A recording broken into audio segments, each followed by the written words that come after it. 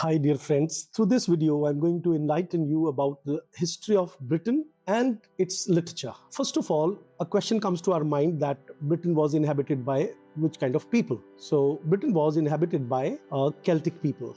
Then Romans came. The first attack of Julius Caesar was there, but that was not the permanent settlement of the Romans there. Prince Claudius, if you have heard the name, he settled the Roman Empire. But when these Romans went away from England, or they left England in 410. Then the Anglo-Saxons and the Jutes, they settled in 449 AD in England, and from there from the word Angles, the word English has come.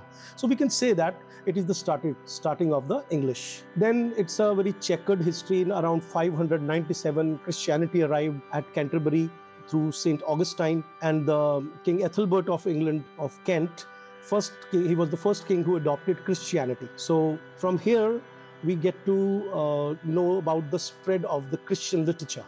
Then the checkered history of England saw the Viking attack in 793 AD. And then we see that, but that attack was not always disastrous, because from that attack from Danish and the Norwegian countries, English language has got many words like sky, egg, window and knife. And then King Egbert of Wessex in 802 AD, he began unification of England. That is another very important name. And then comes the King Ulfred. He's known as King Ulfred the Great, because he divided England with Danes and spread education, promoted education, translations, and the Anglo-Saxon chronicles. So he can be, up to an extent, be called that he was the first person who helped English literature spreading. In 1066, this particular 1,000 years history of English people was very checkered. Attacks, and then Viking attacks were there, and then the French attack from Normandy. So the King Harold Godwinson, he was defeated at Normandy, Battle of Hastings, in the Battle of Hastings, and then the French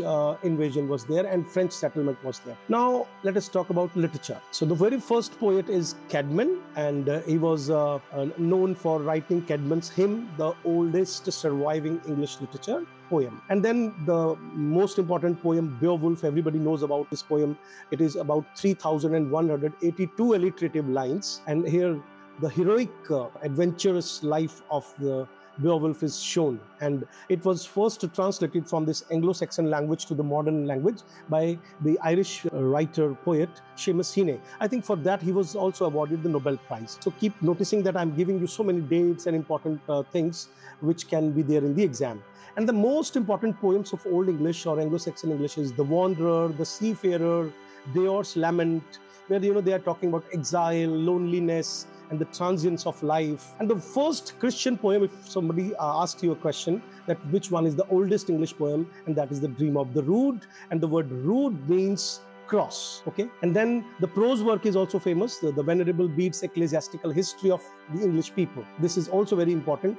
He also wrote, Bede, the name of the writer, he also wrote Anglo-Saxon Chronicles. Now, where these works are found?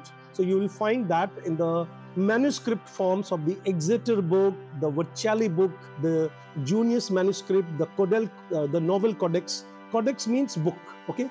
And Novel Codex is very famous because Beowulf poem is contained in that. So pagan effect of Old English had a pagan effect of Germanic tribes and Christian morality. So the two things got together, paganism and Christianity. So heroic, elegiac and religious things were there.